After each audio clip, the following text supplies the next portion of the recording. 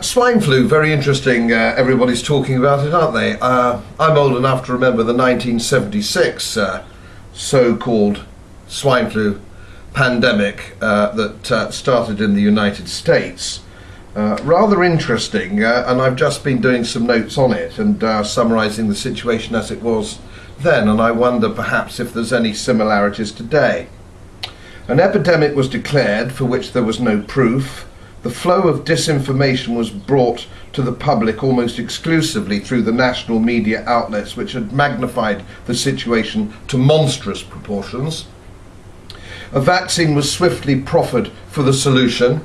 $135 million was allocated to pharmaceutical organisations who, with their close ties to the mainstream press, were instigators of the fearsome headlines. Minority voices, calling attention to the extreme fraud associated with the campaign, supplied the mainstream media with all the necessary information to expose the scam. The minority voices were completely ignored. I wonder if this rings any bells here. We have this flu vaccine, which is technically on past its sell-by date. We've spent £140 million on it. It's sitting on shelves, and it's difficult to believe, not to believe, that this whole so-called pandemic has been stirred up for the benefit of politicians and their chums in the pharmaceutical industry.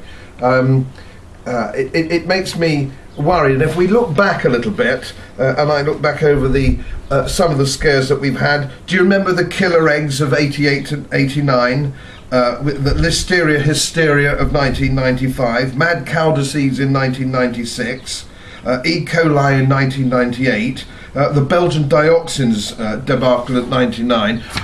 It's amazing, isn't it? We're not all dead. And yet we're not all dead. This is basically a flu bug that's going around, as I see it, that is a complete and total and utter overreaction to. It's costing millions of pounds, which could be better spent elsewhere.